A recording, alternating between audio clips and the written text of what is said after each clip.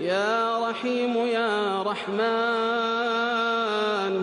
يا ذا المن والإنعام، يا من يعلم ضمائر الصامتين،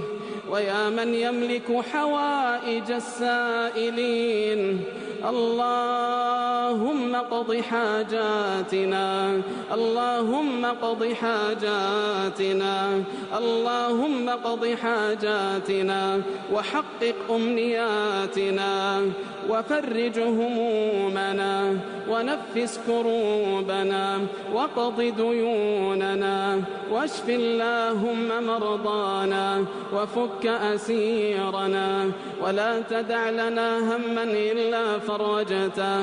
ولا عبدا صالحا إلا ثبته، ولا تائبا إلا قبلته، ولا ضالا إلا